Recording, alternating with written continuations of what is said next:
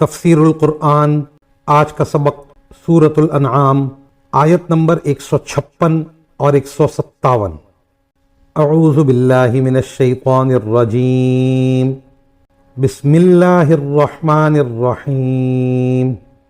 ان تقولوا انما انزل الكتاب على طائفتین من قبلنا وَإِن كُنَّا عَن دِرَاسَتِهِمْ لَغَافِلِينَ أَوْ تَقُولُوا لَوْ أَنَّا أُنزِلَ عَلَيْنَا الْكِتَابُ لَكُنَّا أَهْدَىٰ مِنْهُمْ فَقَدْ جَاءَكُمْ بَيِّنَةٌ مِّن رَّبِّكُمْ وَهُدًى وَرَحْمَةٌ فمن اظلم ممن كذب بآيات الله وصدف عنها سنجزي الذين يصدفون عن آياتنا سوء العذاب بما كانوا يصدفون۔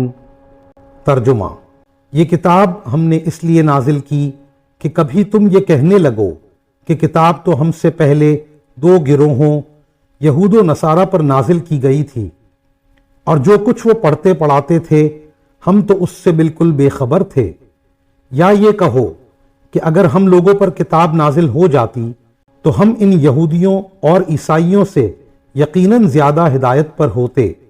لو پھر تمہارے پاس پروردگار کی طرف سے ایک روشن دلیل اور ہدایت و رحمت کا سامان آ گیا ہے۔ اب اس سے بڑھ کر کون ظالم ہوگا جو اللہ کی آیتوں کو جھٹلائے اور ان سے منہ موڑ لے۔ جو لوگ ہماری آیتوں سے منہ موڑ رہے ہیں ان کو ہم بہت برا عذاب دیں گے، کیونکہ وہ برابر منہ موڑے ہی رہے۔